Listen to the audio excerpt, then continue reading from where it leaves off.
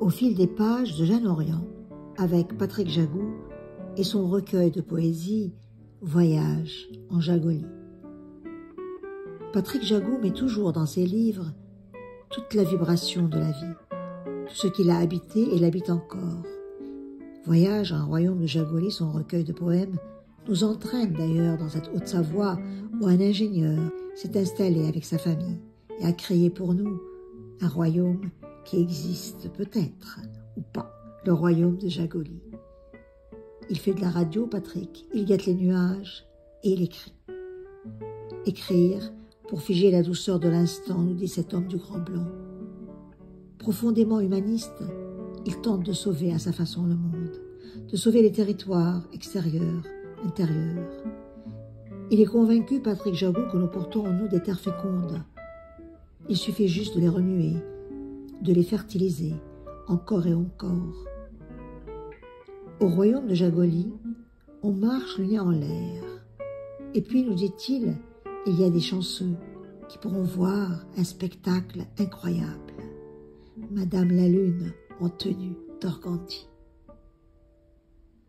Mais ne nous trompons pas, toute cette poésie, tout ce chant d'espérance, toute cette beauté sont aussi sa profonde compassion au monde. Patrick Jagoux est perpétuellement à l'affût de la vie immédiate. Il regarde, ressent, regarde encore ébloui. Il regarde les nuages qui passent en chorégraphie éphémère sur le royaume de Jagolie. Il nous raconte leur histoire. Dans le ciel, les blancs moutons gambadent par-dessus les monts avant d'entrer en pension pour l'éternité. Et puis, il y a ceux qui l'aiment. Certains sont partis, mais on ne meurt jamais au royaume de Jagolie. Et même quand Patrick Jagoux triste écrit « Le voleur des couleurs a de nouveau sévi », il a volé, quelle horreur, les reflets de la vie. Il se reprend vite. Il nous dit que au royaume de Jagolie, on s'absente pour revenir dans le souffle du vent, dans la lumière du printemps.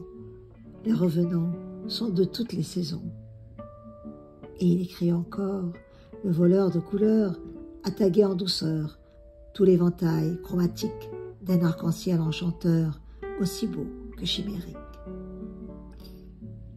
Et soudain, atteint du vertige des sommets, il confie ses angoisses, ses peurs, ce qu'il a quitté dans la ville pour venir ici vivre au temps béni, le royaume de Jagolie.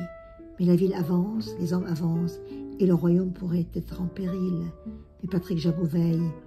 Lui et les siens tiennent bon.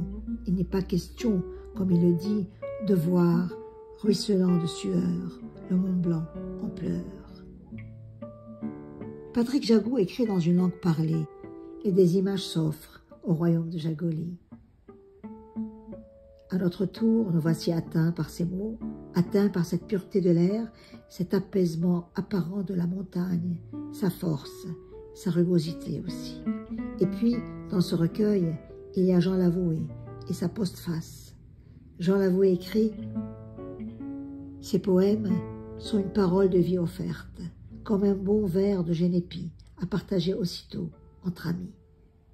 Et voilà que nous levons notre verre pour trinquer à la santé de celui qui porte en étendard le drapeau de Jagolie et qui nous raconte aussi des histoires, de très belles histoires. Ainsi, on dit qu'un beau jour de juillet, 3 amis en goguette sont allés déposer une humble pâquerette sur la tombe isolée d'un lumineux poète, Rainer Maria Rilke, qui l'a trouvé chouette. C'était Au fil des pages de Jeanne Orient, avec Voyage en Jagolie de Patrick Jagoux, aux éditions Livre du Monde, collection Poésie, à la guitare, Alain Waro.